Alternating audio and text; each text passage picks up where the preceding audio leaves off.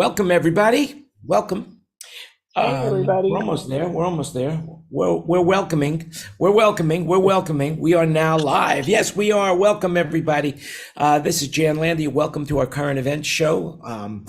Today is whatever it is, March 8th at 5 o'clock Las Vegas time. You know where you are right now. So if you're listening to this, you know when we've recorded it. Welcome, everybody. Just remember, everything you hear today is an opinion. And today we will cover everything in the news that affects us as people and in our industry, whatever industry you might be in, because you are people and you're in the industry, whatever industry you are, even if it's the retirement industry and you're retired and doing nothing. So hey, welcome, everybody. Before I cover the subjects that I wanted to cover, does anybody have anything that they want to say? I'm never going to be retired because I'm already tired from the first time. Yeah, well, there you have it. Yes, you know, retirement is not all it's cracked up to be. I have to tell you, waking up when you want, eating whatever you want, going to the gym whenever you want, talking to people you want to, well, what am I rough saying? life. I guess retirement is pretty good. But you know what? They say that people that retire completely, they don't live as long. And that brings us to the teaser of the week. Today, we're going to talk about how old we feel. So stick around for that, and we will talk about that. There's a very interesting article in The Atlantic, and I told you I would talk about it this week. So, but before we go on to talk about how old we feel, I just want to I want to say how sorry I am to hear that guitarist Gary Rossington, who was the last surviving member of the band Lynyrd Skynyrd, he passed away. He was 71 years old, and may he rest in peace.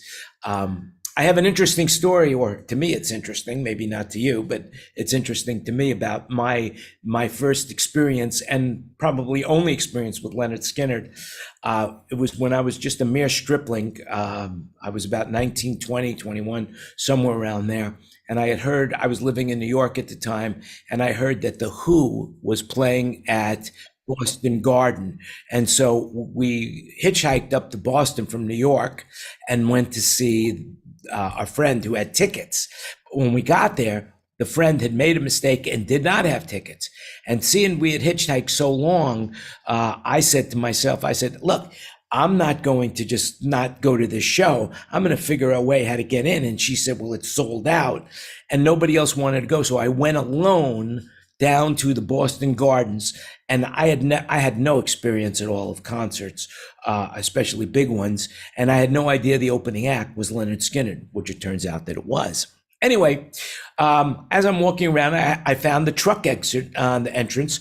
And when I was 18, 19, I looked like I was about 14. And there was this guy sitting outside smoking. It turned out he was the truck driver. And him and I really got into a long conversation, and everybody saw us talking. And when he had to be called away, I just walked inside. And as I walked inside, someone said, hey, what are you doing here? And another guy said, hey, that's the truck driver's nephew. Oh, he says, wait, well, you need one of these. And he gave me a pass. And now I'm walking around inside, and who do I come up to is Ronnie Van Zant. He sees me, and he had heard when the guy said, hey, don't kick this guy out because he's the truck driver's nephew. He said, oh, that's our truck driver. Come on, let me introduce you to the rest of the band. And so he took me into the dressing room, and they were smoking pot. And of course, in those days, I was smoking pot too. And I had some really good pot, and we all got high together. And then it's a very interesting story, at least to me. So may he rest in peace. Anyway, let's see. What else? Isn't that a Cameron Crowe movie? About? Isn't that a Cameron Crowe movie you just outlined right there? Oh, it was part of it. It was part of that. But, it was like, hey, I wasn't a reporter. I was just there to have some fun. Welcome, Ken. Welcome to the room. Kenny, hey. Did you ever mix Lynyrd Skynyrd? I like It's that. not. All right. He's speechless. So anyway, so tell me, Just my you guys, level control is not doing anything. Okay, cool. we have two guys in California right now. What is going on with that snow? Nothing. Nothing. It's beautiful here. Yeah, it's gorgeous. I mean, where there's snow, but where there's not snow, there's not snow. But the hills look beautiful in the distance. It's really nice. Well, that's bringing the air temperature down where you are, I'm sure. It's not exactly warm, is it? No, it's a little cool, but not cold, just cool. It's like Well, 60 or so. Now, they say that it's you have to expect floods now? Well, there's another storm coming this week. Yeah. And it's mostly going to hit northern and middle California, but it'll, give us a little bit of precipitation here. But it's going to be rain, not snow. So that's going to melt a lot of snow, and potentially you'll be watching floods on TV. 100 inches of snow in the San Bernardino Mountains. Now that's going to feed all the tributaries, and I guess your drought is now over, officially. That's over. what I want to. That's what I want to know. What do you know, David? Well, I know that what feeds the Sierras does not feed Lake Powell, and Lake Powell is not getting any of this snow. So, David, why don't you share your Lake Tahoe photo? I'll show that in a minute. That's a good idea. The Lake Powell is going to stay as bad as it is because none of this snow goes to Lake Powell. It goes the other way. It goes So, down. in other words, it's not helping our drought situation as much as it should. No, it is. I've read that it is helping the drought situation in California. Now, maybe it's the drought in Northern California, but it depends what happens right now, because they say as the rivers start to overflow, it won't fill up the basin as much as it needs to fill up.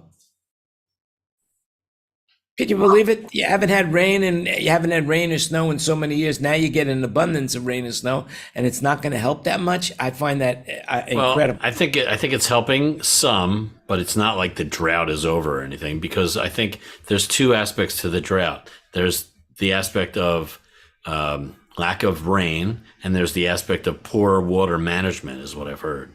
So I feel like Roland has something to say. You got something to say there, Roland? No, I just wanted David to share his picture. I'm in Albuquerque, and we got 3 inches of snow, but the next day it was all gone. Temperature went up to 55, 56 degrees. Oh, I thought it was about crime. Somebody stole all the snow. That could be, it's for sure. And they're probably driving around without a license plate. Oh, that wow. was stolen from Lisa's car. Yes. Well, good. I'm glad to hear that. I'm glad to hear that's the case. Well, anyway, I'm anxious. I'm curious to hear the authorities, the people in charge of our water supplies, say something official about our water supply, where it's at. Have you heard anything official, David? Well, yeah, I heard that it was still part of the state is out of the drought. Part of the state is still in the drought. And the Colorado River is not getting anything. That's what I heard.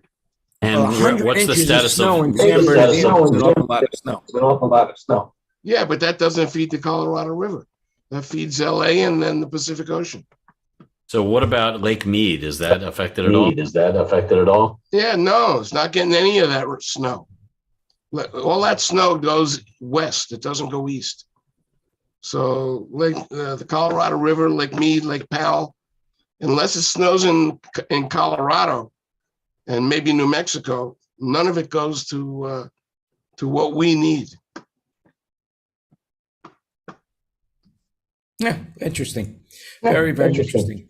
Very, very interesting. Okay, so just a housekeeping. David, you got to have to mute your mic after you speak, because you have evidently you have your mic close to your speakers and you don't have your echo suppression on in Zoom. So whenever somebody talks, we're hearing the feedback of what they're talking, and so I just muted you. But you need to mute yourself after you finish speaking.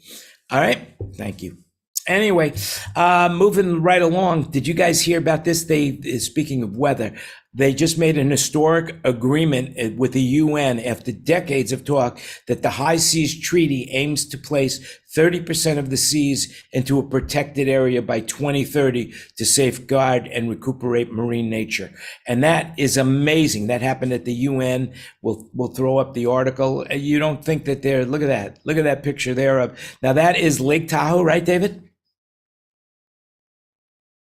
Well, David is muted. I'll tell you that's Lake Tahoe. I believe that's David's house in Lake Tahoe. I just hope there's no porn on that, whatever you're showing right there. There you go. Well, maybe I hope there is, but what the hell? No Rather, point. that would be rather chilly. How do you get out of your house? Dig your way out. Well, a lot of people now are stuck in their houses. Yes, it looks a bit like that. Oh, we got a little. Look at that. That's my backyard. That's my cool. backyard. The lawn wouldn't be very happy. In Tahoe though, not in Hollywood, right? Yeah, not in LA, no. No, So how do we get out of this? Stop shit. I have some pictures to show also if it's show and tell time. Good. Yes. Show and tell. All right, so let's see. How do I do this now? I have 3 screens, so how do I pick what screen it shares? Well, you click the share screen, and then it'll give you an opportunity to pick which screen you like. And that's your tip of the day. All And right, then we'll let's go back see. to So the where's story. share screen? Where's share screen? Under video? On the very Perfect. bottom, and the very bottom is a green button. Oh yeah, there it is. Hello. Sheesh, am I blind or what? Well, it's not that you're blind, you haven't done it before. So there you go. It's all new to you. So right now you're sharing my face, which is beautiful. Thank you so much. I appreciate that. That's a good thing. So what type of well, let it be a surprise what he's sharing. The interesting thing that is, do you ever listen to the podcast version of this? You know, after when you're driving in your car and listening around to this, I listened to it myself, and actually last week was quite funny. I hope this week matches up to the humor of last week, right? In a little while, we'll be going to Ask the Expert. Ken, are you still there? Are you sharing? I'm trying to, but okay, let me see what I got here. All right, let me walk you through it so those people listening at home. At the bottom of your screen, there's a button that says share screen. I'm doing it. So you're not getting it? When you click it, then you have a choice. It'll give you another screen. There you go. Now you're sharing it, and there it is. For those people that don't know what a highway looks like, this is what they call a highway in the United States. Yeah, but the point is, look at that mountain in the distance. This is coming from Vegas to LA, and that mountain is normally just black. Okay, so the point is, it's covered in snow. This is about a week or 2 ago, but it was a lot of snow. For spacious skies. There's no amber or waves of green, but there you go, waves of green. That's a lot of snow. Wow. There was a lot of cars there, not in their lanes in that highway. Does that normally happen? No, it's because when you drive on the wrong side of the road. Oh, I thought we drove on the right side of the road.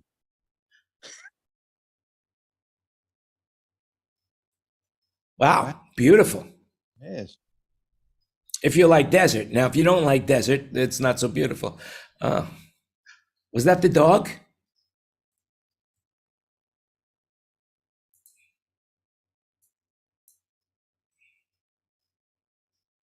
So that's a desert. That's looking at a desert right now, isn't it? That is definitely a desert full of snow. Yes. Wow. You could see the long strip of road. I mean, it's miles and miles and miles of strip between Las Vegas and Los Angeles.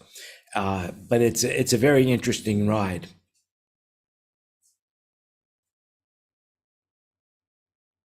Well, there you have it. So is most of that road 2 lanes or 4 lanes? You're sharing. It's 2 or 3 or 4 lanes in each direction, really. Wow. And there's that much traffic in general from Vegas to LA? On some days it gets very crowded. In fact, it even has tie-ups where it's wall-to-wall traffic and it's stopped. It's crazy sometimes. Oh, It's it's about- absolutely nuts. about 300 miles, isn't it? Almost exactly 300 miles. You go, there's the Hollywood Hills. How about that?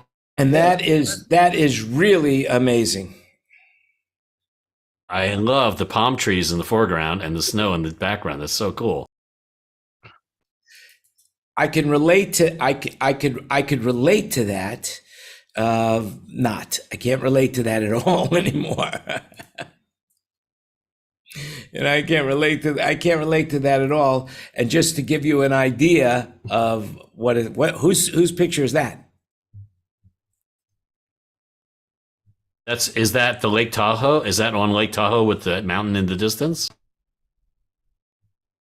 That's a very high mountain. Yeah, you could see. Look in the back. You see the snow in the back, and then it's a lot of greenery Green in the front. Yeah, in the front. That's great. Yeah, where is that picture, David? He's probably like me. Like when you got your photo album up and you hit the space bar to talk, it like makes the picture go away, you know? Yeah, basically. So that's what you guys. So David, explain that picture that you just showed. That picture is Ventura County. I was No shit, right up the street from me, huh? Yeah, I found it on Facebook, but it's such a good picture. I mean, the green, and the white, and the blue ocean, and was that the ocean, or that was a lake? No, that was the Pacific Ocean. Oh, how about that? And that was just a boat was perfectly placed. The guy really took a great picture, Right. So I captured. Well, now I'm going to show you the snow where I am, right there. And there you go. As you can see, that was just taken this weekend, where I went up to what they call PP Island in Pagna Bay. And so, as you can see, the water's beautiful, and that's where they filmed. Not so much. Not so much snow, but that's where they filmed James Bond. Well, those hills look amazing. I mean, did you go to those hills? Yeah, they're basically. Let me go to another photo here. Let me show you. Where Man what with a it Golden is. Gun was filmed. Yeah, that's where they filmed James Bond, Dr. No, I believe. And let me see if I could show you. Let me get a close up of it, if I can. We went into these caves. Here, this picture should probably show it to a little bit more. With the group that we were with, there was only about 8 of us, and this is, as you could see, as you look around, there are the caves, and we actually went into the cave, and it was unbelievably beautiful inside the cave. So there's water like that in the cave, and you just canoe right in there, or whatever that was. Yeah, let me just show you this. We were on kayaks. And so, okay. Yeah, let me share the screen again, and there we go. And so that is that. Now we're inside, and it opens up after you go through the cave. That's spectacular, huh? Oh, it's unbelievable. I mean, it looks like you're in another world, you know? It is another world, and this is we got off the kayak. And this is what it was like inside, and you could see that it was low tide, and so we were able to walk around inside. If here's a quick video, if it'll allow me to do it.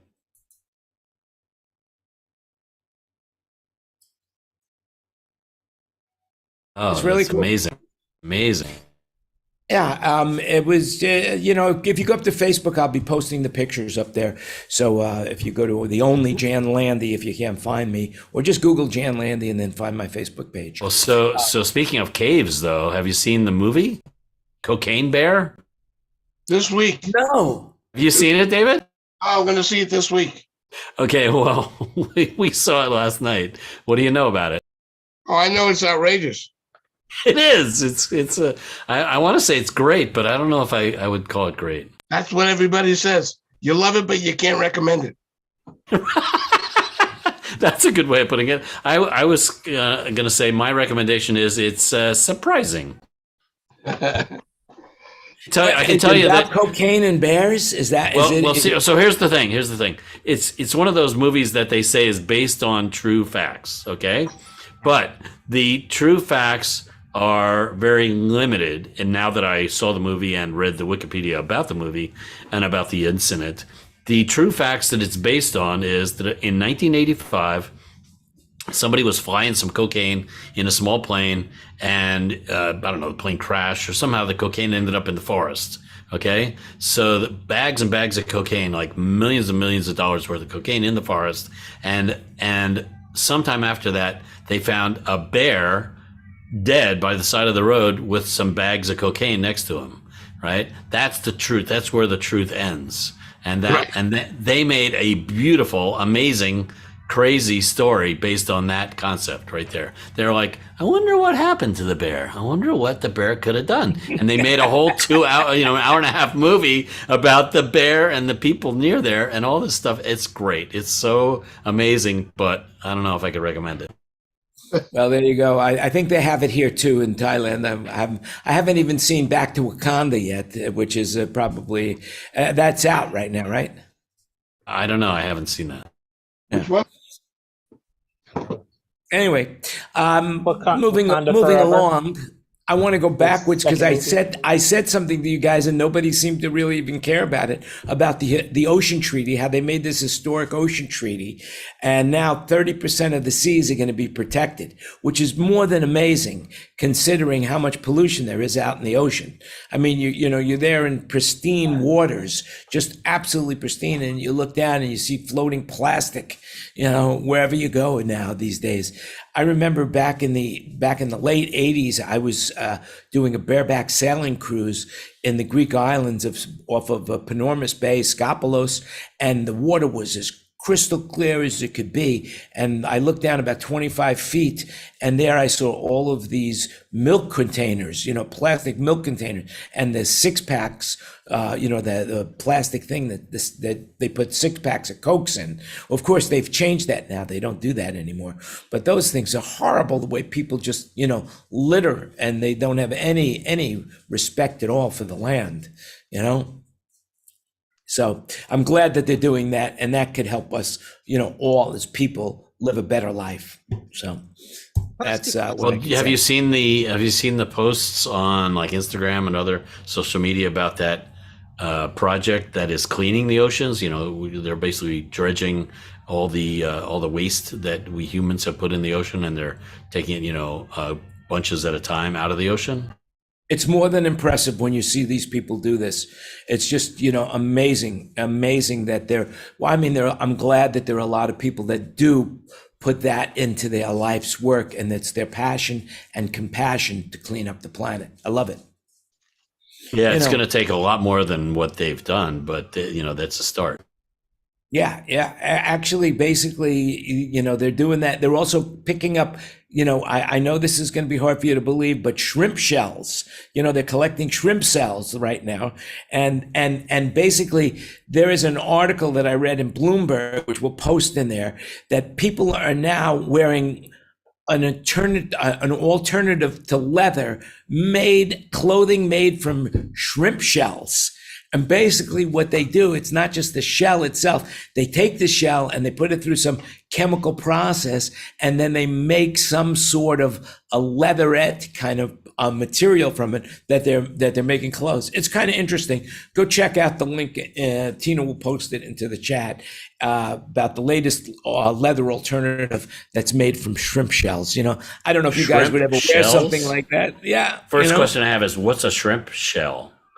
Well, when you get a shrimp, it's got the shrimp head, it's got the shrimp tail, it's got all these little feet in the middle. We usually just buy it at Costco, and they're frozen already, and just have a little tail, and you throw it away and eat the rest of the meat. But I guess peeling shrimp, you peel. Yeah. Well, the peel. You mean that peel? That's not very thick. That stuff you peel the shrimp. But you don't want to chew it. Oh, you don't want to chew it. And do you know that that the CIA has been making the most ultimate poison on the planet comes from bad seafood that they have they use it as a poison pill. I don't know if you know that, but seafood poisoning is horrendous. I didn't have a CIA case of it, but I had a personal case of eating bad shrimp once. And believe me, it's a horrible experience. Oh, So that's the basis of some poisons these days, huh? Yep, absolutely. Absolutely. Wow. Absolutely. Are the cops outside your window right now? No, why? Because it looks like a squad car has got its lights going right Yeah, behind. right. No, that's the Welcome to Las Vegas sign flashing in the background. It is the welcome. I wasn't sure I wasn't sure about that, how that would work out. But I wanted to have a little background changed around. And actually one of the things I forgot to do during the pre-show, I was testing out my light scenario. And of course I forgot to turn it on. So watch this now, ladies and gentlemen and children of all ages. If I do this correctly, let's see. I think this is the one. Yep, there it is. Look at that. I got it. Oh, now we're talking. Yeah. Big points for that. Yeah, there you go. Now, yep. Thank you, Wayne. I just sent you in Messenger a link to a resort property / full production recording studio near you that you should buy. Well, very good. I will buy right after the show. Is it for sale, or are you suggesting that he? Oh, it's for sale. And it's a house with a resort like area and rental spaces and a full recording studio in Phuket. Wow, Jan, you got to look into that. That's something that I would love to get involved. I'm just not working hard enough as it is. So I think you need to have a recording studio. That way, you can import people like us over there to hang out at your recording studio. I'm sure Greg would come over and hang out for months at a time. Oh, that would be wonderful. I wonder where Greg is today. Oh well. Anyway, from Florida, Greg. Yeah, I'm sure. I mean, hey, and I wouldn't have to buy any new mic stands. I could use him. That's it, as the human mic stand. Right.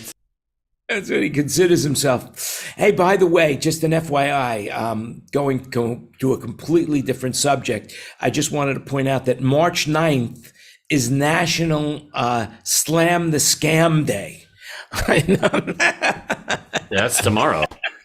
Yeah, slam the scam day. And you really have to I mean, right now, scamming is at an all-time high.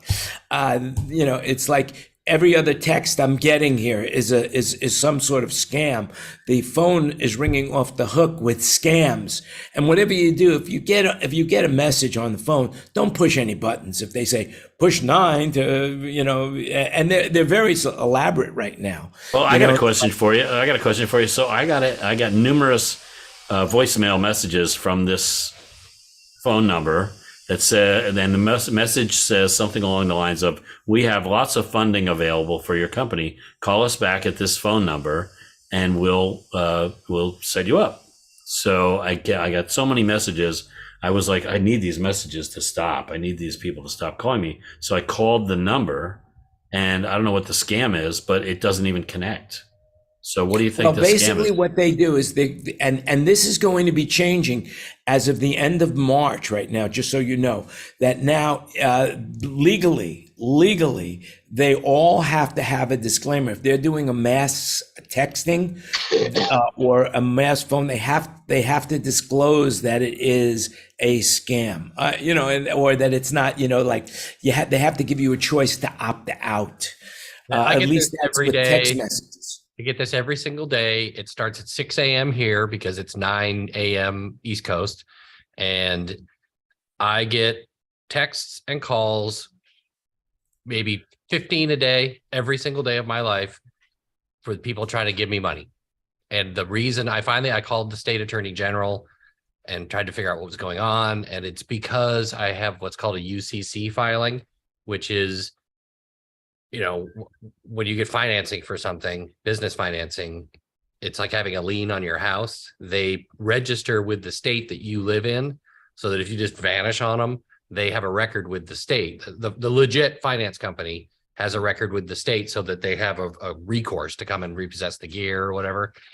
So that's all fine and legit. But for some reason, those UCC filings with the states, I don't know if they got leaked or breached or sold. No, they're public. It's a public record. Domain. So these guys, these predatory lenders, They just go through those things. They get your information. It's all right there for anyone to get, phone number, the whole deal. And then they spoof a local number. So they're all calling from New York and Florida and Texas and stuff. And they're in these call centers. You can hear 800 people in the background having the same conversation. And they spoof a local number so that you'll answer. Because if you see an out of state number that you don't recognize, you're going to be like, whatever. But if you see one from like, you know, for my case, from like, you know, Bellevue, Washington, it's 30 miles away. It might be a client. It might be somebody that I know. So you end up answering. And if you try to call it back, it's a non-working number because it's been spoofed and routed through a local number. Yeah. A lot of these guys, the more sophisticated ones, use a number that is very close to your number. So if your Right. number Yeah, ends, I get plenty of those. Yeah.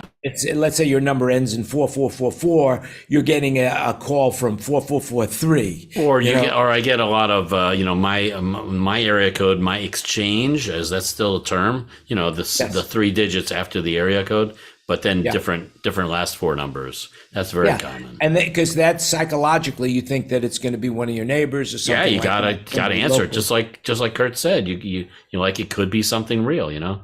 But the phone companies, my phone company filters it, you know. Well, basically, all phone companies now have some sort of scam filter. And you could also report these numbers, which is pretty simple, but it's not simple enough unless you're using like robocall, for example, or Umail. But the reality is I stopped using that. And now if I don't recognize the phone number, I don't answer the phone because that's when I'm paying good money for voicemail. So here's the question: in my particular case, like I get why Kurt got those calls, and I assume that you, when you answer it, do you tell them I'm not interested, and do they ever call you back? I have a few different stock things. Sometimes I will tell them that I'm sitting on 10 or 12 million, and I can lend them some venture capital at a good rate. That usually makes them go away. Sometimes I'll ask them what time they have dinner. And can I get a number and I'll call you back right around then. That ends it pretty quick. But usually I try to play with them for a while. I'll pretend like one comes to mind a couple months ago. I had the guy, I asked him what his favorite tree was.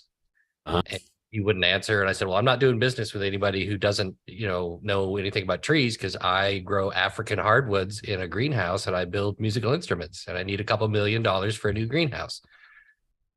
And it would have been a lot funnier if you say sequoias. That could be real. Okay. That could be real. And so I tend to play with them. I've done stuff where I talk to them, but I only use words from a Chinese menu.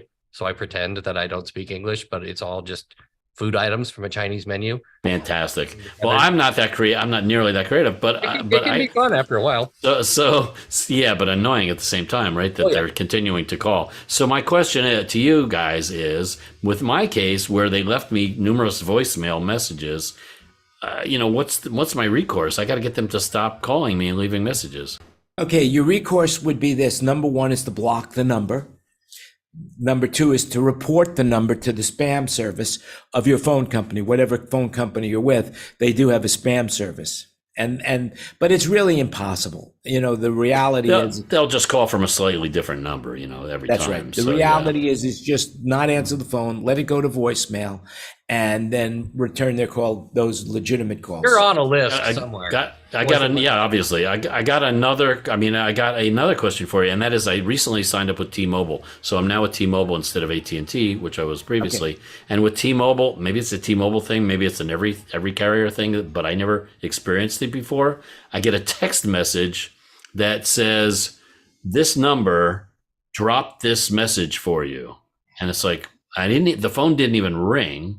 Right. And it's the same message that is in my voicemail, but it's in a text message form. Is that a T-Mobile thing? I should probably call T-Mobile and ask them. I would say that's a spam thing, because I don't have that. So what I would recommend for you with T-Mobile, and it's very, very simple. It's a free app. It's called Scam Shield. Scam Shield. and it's free, and it's with T-Mobile. So now T-Mobile has two services. They have a paid service, which there's no reason to have, and then there's the free service for the Scam Shield. And so what happens is that when you do get a phone call that you don't recognize, you just open that app, and then there's 3 buttons on the side at the very top next to the magnifying glass. And if you push that button, I believe if you push the magnifying glass, it will give you the ability, it'll tell you if it's a scam, likely or whatever. And then there's a reverse lookup field, and you paste the number in there, and then you just report spam and what the spam was. And Interesting. Well, that's cool. everybody. That sounds cool. Well, I'll So have let me to check ask you that a out. question, Kenny. You saying that when you get a voicemail, you get a printout of that voicemail? Well, I got that in the voicemail section of my phone, but also in the text message section of my phone, it says something along the lines of, and I can't look at my phone right now. Actually, wait, I could look at my messages. Well, it says- sounds like you have a visual voicemail. Well, yeah, that's in my voicemail section, but in my text messages. Well, voicemail to text. Because they Okay. have that option with T-Mobile. Oh, is that what it's called? Voicemail Yeah. to text? But it Voicemail doesn't to happen. text. It doesn't happen with every message, though. Is the interesting thing. Every voicemail? Yeah. Oh, okay. But it's accurate, right? And it's Oh not- yeah, it's the same. It's the same text that's in the voicemail. Not asking for- part of my phone. There's no links. There's no. Yes. Well, there's a phone numbers in there and stuff. I can't even find it. I must have deleted it. But anyway, It doesn't sound like a scam. It sounds like. that part of it. I mean, I feel like that part of it is cool. And by the way, your video is frozen, David. You look like you're sound asleep, but I can hear you talking. No, I'm wide awake. Yeah, My right. computer needs to be rebooted. Yeah. Okay. Do it right now. So just so that we're cool on this, Kenny, when you open the app, it'll say activity. There's an activity button, and then right next to the magnifying glass, there are 3 dots, 3 Yeah. vertical dots. And if you click on the 3 dots, one of the choices, reverse number lookup, you paste the number in there, and then it'll give you a choice it'll tell you who has that number, and then you could report that number, and Very you'll cool. never be bothered again. All right. So- Awesome. I'm back. Anyway, Hey, there another he is. thing. There you go. Yeah. So I mean, What? look, they're out to get you, and they're not out to get you per se, as a cognizant human being that's got thoughts. They're looking for the people who've got dementia. They're looking for the older people that don't know any better. They'll just that's push the what they're button looking to send $10,000 because they told me to, kind of thing. That's right. I mean, one of the big scams is that they'll call people up and they say, "Hey, we have your grandchild held for ransom, and if you don't send us the money right now, we will do something deadly to him. We'll do something Right. dastardly," and they freak out and they just, what can I tell Yeah, you? but they do that even worse. Somebody calls us and says, "Hi, Grandpa. I'm in jail and I need help." Yes. Yeah. Is that really the grandson calling? No, but No. grandparents fall for it all the time. No shit. All the time. They really. don't call to verify with their grandkids? No, they're old and they don't know any better. I mean, like I said, they're just looking for people with dementia or people So, like, who are, low hanging Like- fruit in the scam world, right? that's it. And and it costs them nothing to do this. So if they get 1 out of 10,000, it's a profit machine for them. Wow, I could go on talking forever, but I really got to get going. So, wow, it was great seeing you all. Great chatting with you. Thanks for all the amazing info. And hopefully I'll see you next week because I have next week off. Hey, before you go, I just want to ask you one question, and then you can come back and talk about it next week. And that is, if someone asks you how old you are, what's the first answer that comes up to your mind? 80. 80? Yeah, because life begins at 80. Why? What am I supposed to say? Well, when Other than- somebody asks me how old I am, I usually think I'm 21. The first answer I okay. want to say is 21. I like to say I'm older than I actually am, so that they're really impressed that, like, wow, he looks so young. You know what I mean? Oh yeah. Well, that's pretty good for you.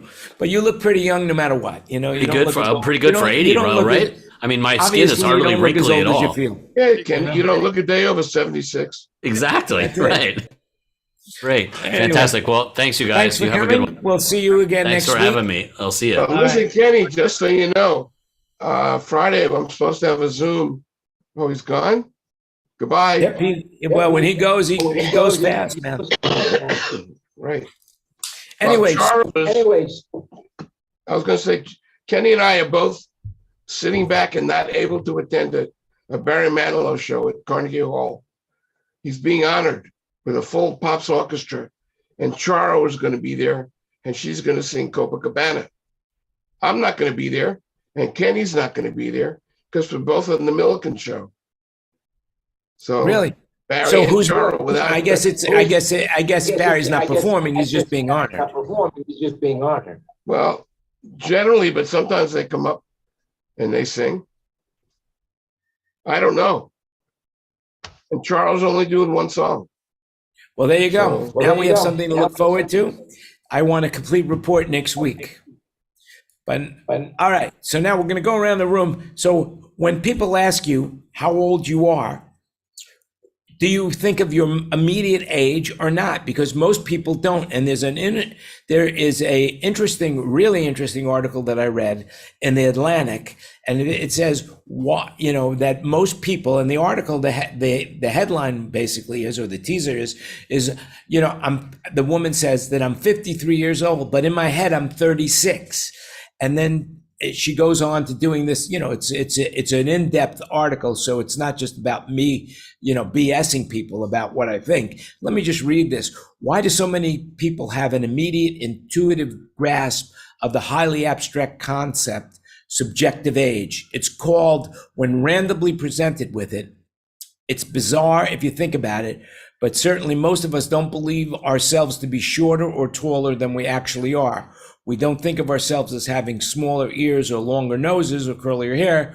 Most of us know where our bodies are in the space, and that's called proprioception. But when it comes to our age, we basically think immediately of an age that we're not, but we believe that we are inside. Like, so if somebody asks me how old I am, I usually say, well, I'm 21, but I'm really not. And there's actually a reason for that.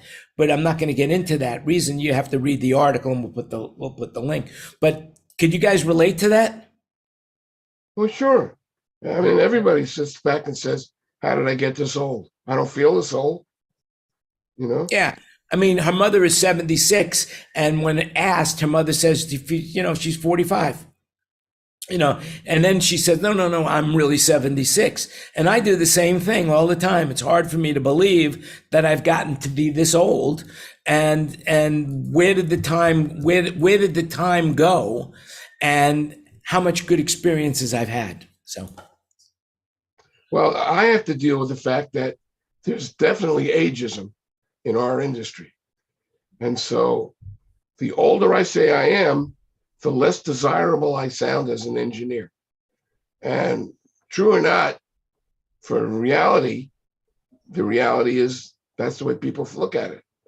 So there's ageism everywhere. I mean, if you, in any aspect of it, it just seems the only place where it really doesn't.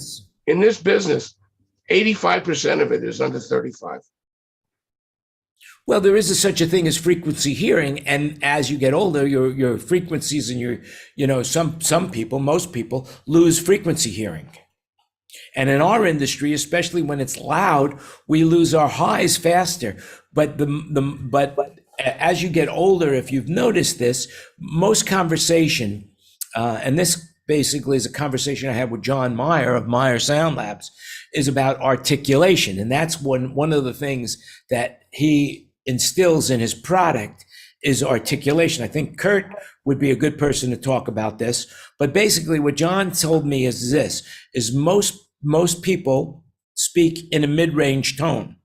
So when you go into a louder environment, the mid-range is the hardest thing for you to hear as you get older. And John has been working on that concept so that he can make it so that you can actually have a conversation with the music loud. Kurt, you want to bring something into this? Well, a lot of it is phase response and localization. And, we use phase cues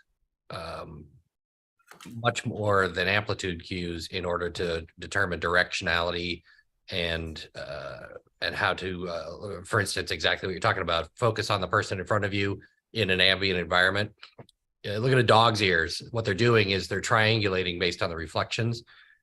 So that they know where things are. So a lot of your ability to discern direction and your spatial location comes from the way your brain interprets phase more than amplitude. And with Meyer, they've been so in depth and so focused on phase accuracy and phase linearity for so long. That's what really sets their product apart, is its phase accuracy.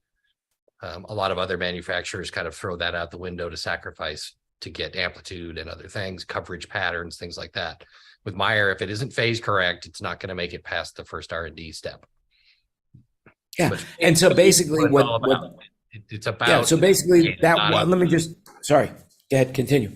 I'm just saying that the critical component is the phase relationship and how accurate the phase representation, the reproduction of the original signal is in the phase domain, much more so than the amplitude domain or even the frequency response domain. Right, and that's also coherence, same kind of thing. Yes, phase coherence. And the other thing I would add is that, yes, as we get older, we may lose measurable frequency response, but we've also been trained to perceive all of those things in a much more accurate and complicated way than the average person who has no idea how any of that stuff works. So we know what to listen for better than a 25-year-old who has never gone through the entire process of training themselves. I definitely feel I mix better than my hearing because I know what I perceive things now, little subtle things like using tube compressors and listening to what they do and things. I perceive them now better than I did when I was in my 30s. And there's no way that my hearing is as linear as it was then. I don't think it's bad. The other thing is I actually talked to an audiologist friend about it, and people's hearing and ears are unique in their tolerances and in their longevity. It's not like everyone who gets old has bad hearing. Some people's hearing never fails them. Some people never need glasses. Some people have crappy hearing when they're 30. It's the physiology is different from person to person. So you can't make a blanket statement that older people can't hear. Some older people can't hear, but that could have a lot to do with what they did for a living and what their environment was and whether they were careful about it, or sicknesses or illnesses or diseases they had along the way. There's all of these other influences. You can't make a blanket statement that older people can't hear accurately. Now, what I was talking about earlier was not frequency responses. I'm talking about how this industry is run by young people who want to hire other young people. Oh, yeah, totally. And that's a whole different animal. I've had a guy at front of house who's completely capable and one of my best guys that I hire, who's a year or two younger than me, but he's totally gray ponytail, great engineer, no problem. And the woman who was producing the event was like, that's not the image we really want to portray out there to the public. There you go. I'm like, he's one of the best engineers around here. You're lucky to have that guy. And the fact that he's got a gray ponytail should have nothing to do with it. Well, that's my whole point. Yeah, so when people say, how old are you? It's really, do I really want to tell them how old I am? Because first of all, I certainly don't feel this old. The only thing that makes me feel this old is when I extend it to my body and my body says, you're not quite 35 anymore. But in my head, I'm still young. So it's whatever the limitations are physically. Well, I would think that it's another example of that, or the best aspect of it is your experience. And I'll give you a perfect example, is that a lot of times we get paid not because of what we do, but our ability to do it if there is a problem. So for example, if you're mixing a show and there's a challenge, your experience is going to give you the heads up and the leg up on anyone else who is just getting started, because you probably have experienced this at one point or another and you know what to do. It's like getting on a plane and you see the pilot has just got out of college compared to on a plane and seeing a guy that looks like Sully Sullenberger behind the wheel. Does that make sense? Yeah. Experience counts, but it's interesting.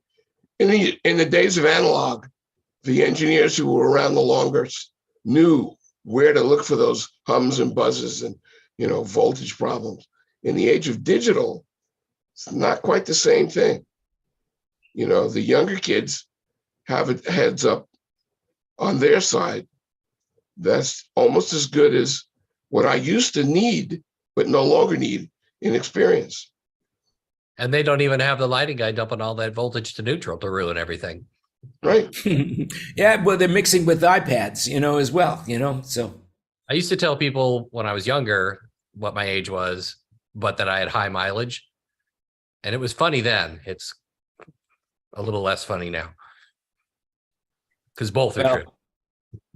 There you have it. I have to add to David's there on the hums and buzzes and the experience. If you're doing analog and dimmers in the 80s, like I used to painstakingly build the whole system, as to be aware of star point connections of Earth, the whole scenario.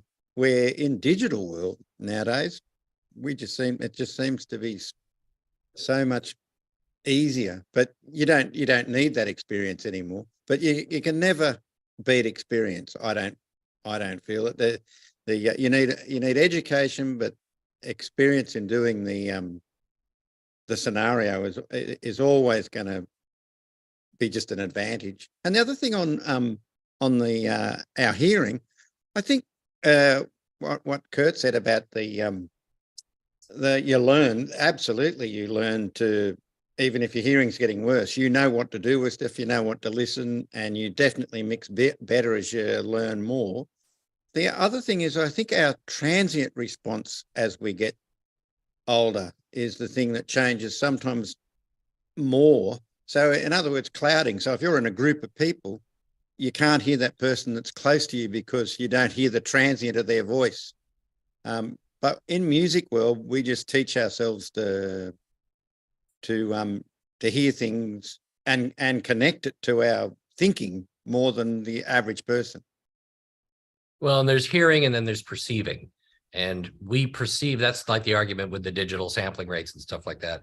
I guarantee you, I can perceive the difference between, a digital console and, a gamble.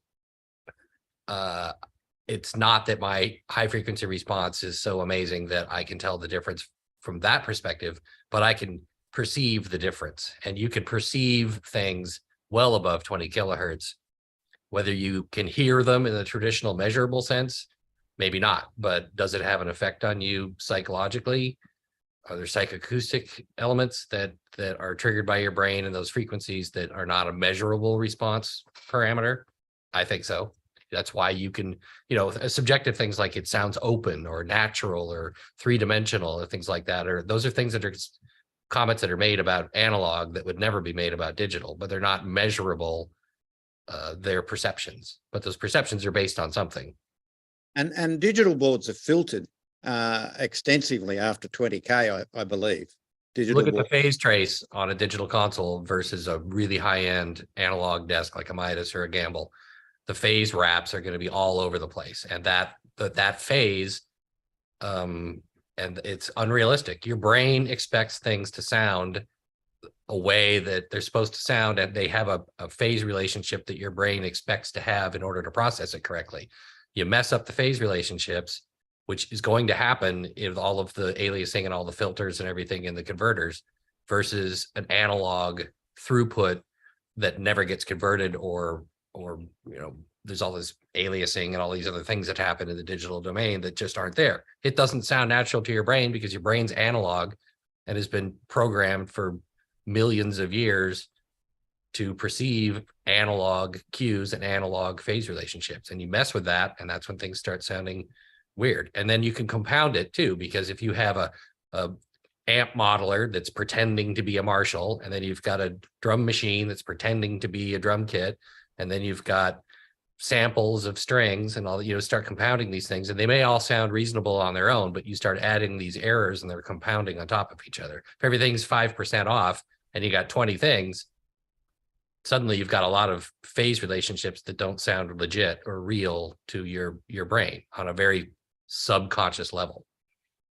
Yeah, and then of course you also have to be really cautious when you're mixing that basically that your speakers are in phase with one another, so that the audience gets a good, and there's no overlapping of phasing between your left side and your right side. Yeah, and even throughput on a digital board, if you have different processing chains going on different things or different subgroups, you could end up with latency at the output of the console between related signals that become out of coherence as the very just by the fact of how many plugins you've got on one thing versus something else. Even the leakage, if you've got a bunch of plugins on a vocal and your drum mics or your vocal mics are picking up your drum kit, and the drum kit has a parallel compression process or something, you're gonna have two different times, and all of that wash and all that leakage that in the analog domain might be a little annoying, it's all still going to be in phase. And that's where your experience comes in. That's exactly where the experience comes in. I'd rather someone just starting out wouldn't be that adept at figuring all of that out, especially if there was a challenge. Yeah, I'd rather have an older analog guy in a digital scenario if something happened than a guy who's only been on digital trying to troubleshoot, system issues with drive lines or, power or things like that, because they really haven't had to deal with those noise issues. And that what you've learned to deal with those noise issues can also be applied to other issues, with your digital snake path and things like that. So there's definitely something to be said for experience.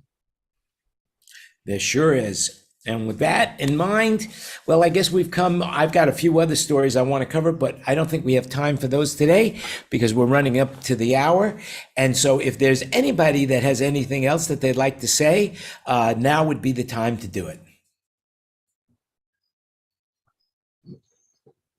Okay, that's it. And with that in mind, just remember everything that you heard today is an opinion. So do your own research. Make sure you do that.